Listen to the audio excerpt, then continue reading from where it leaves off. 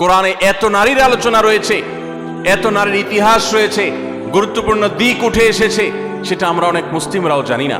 ভাইরা আমার, এর পাশাপাশি আল্লাহ রাব্বুল আলামিন কোরআনে কারিমে এমন কিছু নারীর উদাহরণ তুলে ধরেছেন যারা তাদের অবাধ্যতার কারণে, তাদের নাফরমানের কারণে, তাদের মন্দ স্বভাবের কারণে, তাদের কুফরির কারণে, তারা আল্লাহর অবাধ্য হওয়ার কারণে, তাদের খারাপ পথে চলে যাওয়ার কারণে তাদের করুণ পরিণতি আল্লাহর শাস্তির মুখোমুখি হতে হয়েছে, পৃথিবীর ইতিহাসে আস্থা করে নিক্ষিপ্ত হয়েছে। তাদের ইতিহাসও আল্লাহ তাআলা তুলে ধরেছেন শুধুমাত্র আমার মা বোনদের জন্য, ইমানদার মহিলাদের জন্য, তারা যেন সেখান থেকে শিক্ষা গ্রহণ করতে পারেন। ভাইরা আমার, কোরআনে কারীমের সূরা তাহরিম গুরুত্বপূর্ণ একটি সূরা রয়েছে। এই সূরা তাহরিমের শেষ তিনটি আয়াত 10, 11 এবং 12, এই তিনটি আয়াতে আল্লাহ রাব্বুল আলামিন চারজন নারীর দৃষ্টান্ত দিয়েছেন। চারজন নারীর দৃষ্টান্ত দিয়েছেন। এই চার নারীর মধ্যে দুজন ছিলেন আল্লাহর প্রিয় বান্দি, দুজন ছিলেন আল্লাহ তাআলার অনুগত, দুজন ছিলেন আল্লাহর একান্ত বান্দি, আল্লাহর প্রিয় মানুষ, আর দুজন নারী ছিলেন এমন যারা আল্লাহর অবাধ্যতায় লিপ্ত হয়েছেন, যারা আল্লাহর নাফরমানি করেছেন, যারা আল্লাহর প্রতি ঈমান আনে নাই, যারা কুফরি করেছে। আল্লাহ রাব্বুল আলামিন ভালো এবং মন্দ পাশাপাশি রেখে আমাদের সামনে উদাহরণ রেখে আমাদের মায়ের জাতিকে সেখান থেকে শিক্ষা গ্রহণ করার, তাদের করণীয় নির্ধারণ করার, নির্ধারিত ঘোষণা এবং শিক্ষা দেওয়ার জন্য আল্লাহ তাআলা এগুলো উল্লেখ করেছেন। সূরা তাহরিমের এই 10 এবং 11, 12 শেষের তিনটা আয়াতের শুরুতেই আমরা দেখতে পাই আল্লাহ রাব্বুল আলামিন বলেছেন, দরাবাল্লাহু মাসালাল লিল্লাযীনা কাফারু ইমরাআতা নূহ ওয়া ইমরাআতা লূত। যারা কুফরি করেছে, পৃথিবীতে আল্লাহর প্রতি অবাধ্য হয়েছে, ইতিহাসের আস্থা করে নিক্ষিপ্ত হয়েছে, তাদের নাম নেয়ার মানুষও আজ পৃথিবীতে নাই। তাদের নাম উল্লেখ করা হলে সেটা ঘৃণা ভরে উল্লেখ করা হয়। করুণ পরিণতির মুখোমুখি তারা হয়েছে। আল্লাহর আযাব তাদের উভয়কে দুনিয়াতে ধ্বংস করেছে, সরাসরি আসমানে আযাব তাদেরকে স্পর্শ করেছে, এবং সেই আযাবের সাক্ষী এখনো রয়েছে পৃথিবীতে। রেড সি তার সাক্ষী। পৃথিবীতে আল্লাহ রাব্বুল আলামিন এখনো পর্যন্ত সেই আযাবের আলামত রেখে দিয়েছেন, এবং কোরআনে আল্লাহ ঘোষণা করেছেন আল্লাহর আযাবে ধ্বংস হওয়া জাতিদের জনপদগুলো ভ্রমণ করে তোমরা দেখো এবং শিক্ষা গ্রহণ করো। আল্লাহ রাব্বুল আলামিন সেরকম দুজন নারীর কথা বলেছেন। একজন হলেন নূহ আলাইহিস সালামের স্ত্রী, আরেকজন ছিলেন লূত আলাইহিস সালামের স্ত্রী। আল্লাহ তাআলা বলছেন, কানাতা তাহতা আবদাইন। তারা দুজন নারী, অবাক করা বিষয় হলো তারা আল্লাহর নাফরমান ছিল, বেঈমান ছিল, কুফরিতে লিপ্ত ছিল, আল্লাহর প্রতি ঈমান আনে নাই, অথচ তারা দুজন নবীর স্ত্রী ছিলেন। নবীর ঘরে থেকেও তারা ঈমানদার হতে পারে নাই।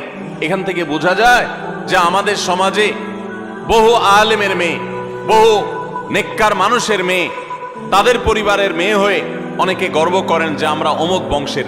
এমনকি ছেলেদের বেলাও এই কথা প্রযোজ্য যে কোনো বংশ পরিচয় দিয়ে আল্লাহর কাছে কেউ কোনো মর্যাদা পাবে না কিয়ামতের দিন। আল্লাহর কাছে মর্যাদা পাবে বান্দার কর্ম দ্বারায়, তার বিশ্বাস দ্বারায়, তার আমল দ্বারায়। ইন্না আকরামাকুম ইনদাল্লাহি আতকাকুম। আমাদের মধ্যে কে বেশি মুত্তাকি আল্লাহ সেটা দেখবেন। একজন সাধারণ দিনমজুর, একজন সাধারণ রিক্সা চালকের মেয়ে আপনি, তার স্ত্রী আপনি, একজন সাধারণ মানুষের বোন আপনি, একজন সাধারণ মানুষের পরিবারের সদস্য আপনি। আপনি যদি আল্লাহ ভীরু হন, আপনি যদি মুত্তাকি হন, আপনি যদি গুনাহ পরিহার করেন, হারাম পরিত্যাগ করেন, খারাপ বিষয় পরিহার করেন, আল্লাহর কাছে আপনি সবচেয়ে শ্রেষ্ঠ মানুষ, সবচেয়ে উত্তম মানুষ, সবচেয়ে কিয়ামতের ময়দানের ভিআইপি মানুষ হতে পারবেন। আর যদি পক্ষান্তরে আপনি অনেক বড় বংশ গরিমার অধিকারী হন, কিন্তু আপনার কর্ম ভালো না হয়, এই আয়াত প্রমাণ করছে, তাহলে আল্লাহর কাছে আপনার কোনো মর্যাদা থাকবে না, বরং শাস্তি আপনি এড়াতে পারবেন না। আল্লাহ রাব্বুল আলামিন সেটাই বলেছেন, কানাতা তাহতা আবদাইন মিন ইবাদিনা সালিহিন। আমার দুজন নেককার বান্দা, অর্থাৎ দুজন নবী, নূহ এবং লূত আলাইহিস সালাম, কোরআনে যাদের আলোচনা সবচেয়ে বেশি হয়েছে, যাদের ইতিহাস সবচেয়ে বেশি তুলে ধরা হয়েছে, তাদের মধ্যে এই দুজন নবী অন্যতম। লূত আলাইহিস সালামের এবং নূহ আলাইহিস সালামের এরকম দুইজন আল্লাহ তাআলার নেককার বান্দা এবং আল্লাহর প্রিয় নবী, তাদের স্ত্রী ছিলেন ফাখানাতাহুমা। এরপরও তারা তাদের প্রতি ঈমান আনে নাই, তারা আল্লাহর অবাধ্য হয়েছে, নাফরমানি করেছে। ফালাম ইউগনিয়া মিনাল্লাহি শাইআ। এজন্য তারা নবীর স্ত্রী হয়েও কোনো লাভ হয় নাই, কোনো কাজে আসে নাই। ওয়াকিলাত খুলান নার মা'আদ দাখিলিন।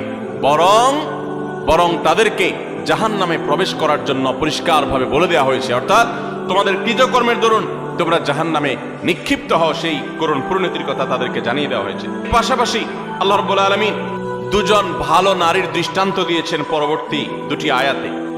সেটি হলো, তারা হলেন ওয়াদরাবাল্লাহু মাসাল লিল্লাযিনা আমানু ইমরাআতা ফিরআউন, যারা ঈমানদার তাদের সম্পর্কে আল্লাহ রাব্বুল আলামিন বলেছেন যে ঈমানদারদের জন্য উজ্জ্বল উদাহরণ দৃষ্টান্ত হলো ফেরাউনের স্ত্রী। ফেরাউন আল্লাহর অবাধ্য ছিল, নাফরমান ছিল, অথচ তার স্ত্রী আসিয়া আলাইহিস সালাম তিনি ছিলেন আল্লাহর অনুগত বান্দা, আল্লাহর প্রতি ঈমান এনেছেন।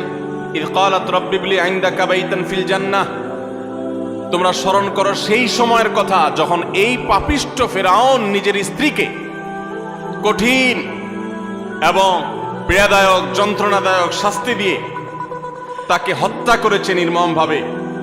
তিনি যখন শাহাদাতের সুধা পান করছিলেন তখন আল্লাহর কাছে দোয়া করেছেন, রব্বি ইবনি লি ইনদাকা বাইতান ফিল জান্নাহ, আল্লাহ এই যে আমার প্রাণ বের হচ্ছে আযাবে তোমার প্রতি ঈমান আনার কারণে, তুমি এর বিনিময়ে আমার জন্য জান্নাতে গৃহ নির্মাণ করিও। ওয়ানাজ্জিনি মিন ফিরআউনা ওয়া আমালি, এবং ফেরাউন এবং ফেরাউনের যে কর্মকাণ্ড এগুলো থেকে আমাকে মুক্তি দাও। ওয়ানাজ্জিনি মিনাল কওমিজ জালিমিন, আর এই জালেম সম্প্রদায় থেকে আমাকে নাজাত দাও আল্লাহ। একজন হলেন ফেরাউনের স্ত্রী আসিয়া, তিনি আল্লাহর অনুগত বান্দা ছিলেন। আরেকজনের কথা আল্লাহ বলছেন ওয়া মারইয়াম বিনতে ইমরান, আরেকজন নারীর দৃষ্টান্ত তোমাদের সামনে দিচ্ছি, নেককার নারীর দৃষ্টান্ত। তিনি হলেন ইমরানের স্ত্রী, ইমরানের মেয়ে মারিয়াম ঈসা আলাইহিস সালামের মা, আল্লাতী আহসানাত ফারজাহা, যিনি তার চরিত্রকে হেফাজত করেছেন, তার চরিত্রে কোনো কালিমা লাগতে দেননি, কোনো গুনাহে লিপ্ত হননি, কোনো হারামে জড়াননি। তিনি পরিপূর্ণ পুত পবিত্রা একজন নারী ছিলেন, সচ্চরিত্রবান একজন মানুষ ছিলেন। ফানাফাখনা ফীহি মির রূহিনা, তো আল্লাহ তাআলার রূহ, আল্লাহর বিশেষ অর্ডার তার কাছে এসেছে, যার ফলশ্রুতিতে ঈসা আলাইহিস সালামের মতো সন্তান বাবা ছাড়া সরাসরি আল্লাহর নির্দেশে অলৌকিকভাবে তিনি জন্ম দিয়েছেন। ওয়াসাদ্দাকাত বিকালিমাতি রাব্বিহা ওয়া কুতুবিহি ওয়া কানাত মিনাল কানিতিন, এবং তিনি আল্লাহ তাআলার অনুগত বান্দী ছিলেন। আল্লাহর কালিমাতকে তিনি বিশ্বাস করেছেন, আল্লাহর কিতাব, আসমানি কিতাবকে বিশ্বাস করেছেন, আল্লাহর অনুগত বান্দী ছিলেন। তাহলে এই তিনটি আয়াতে সূরা তাহরিমে আমরা চারজন নারীর দৃষ্টান্ত পেলাম গোটা দুনিয়ার সমস্ত নারীদের জন্য। এই চারজন নারীর দৃষ্টান্ত অনেক গুরুত্বপূর্ণ, শিক্ষণীয়। আমাদের উচিত, বিশেষ করে প্রত্যেক মুসলিম নারীর উচিত সূরা তাহরিমের এই শেষ তিনটি আয়াতে যে চারজন নারীর দৃষ্টান্ত দেওয়া হয়েছে, সেই দৃষ্টান্তগুলো ভালো করে ব্যাখ্যা সহকারে পড়া, তাদের জীবনী সম্পর্কে জানা এবং তাদের কর্ম এবং কর্মফল সম্পর্কে অবগত হওয়া। এর ফলে আমরা ভালো হওয়ার প্রেরণা পাবো, মন্দ পথ থেকে বেঁচে থাকার প্রেরণা ইনশাআল্লাহ আমরা লাভ করতে পারবো। আল্লাহ রাব্বুল আলামিন আমাদের সকলকে এই সমস্ত কোরআনে কারীমের উজ্জ্বল উদাহরণগুলো, দৃষ্টান্তগুলো থেকে শিক্ষা গ্রহণ করার তৌফিক দান করুন। এজন্য আমি আবারও আপনাদেরকে উদাত্ত আহ্বান করতে চাই, আমার মা ও বোনেরা, আপনারা সূরা তাহরিমের শেষ তিনটি আয়াত, আরও নারীদের সংশ্লিষ্ট যে সমস্ত বিষয় আসলে রয়েছে কোরআনে, এগুলো আপনারা জানার চেষ্টা করবেন। নবী সাল্লাল্লাহু আলাইহি ওয়াসাল্লামের হাদিসে যা বলা হয়েছে সেগুলো জানার চেষ্টা করবেন। আল্লাহ তাআলা আমাদের সকলকে ঈমানদার, আল্লাহর অনুগত যে সমস্ত বান্দিরা ছিলেন, আমাদের মা বোনদেরকে তাদের অনুসরণ অনুকরণ করার তৌফিক দান করুন। এবং যারা আল্লাহর নাফরমানিতে লিপ্ত হয়েছে, অবাধ্যতা লিপ্ত হয়েছে, তাদের জীবনী, তাদের কর্ম এবং কর্মফল থেকে শিক্ষা গ্রহণ করে আল্লাহর নাফরমানি থেকে, হারাম কাজ থেকে, অন্যায় অশ্লীলতা থেকে আল্লাহ তাআলা আমাদেরকে বেঁচে থাকার তৌফিক দান করুন।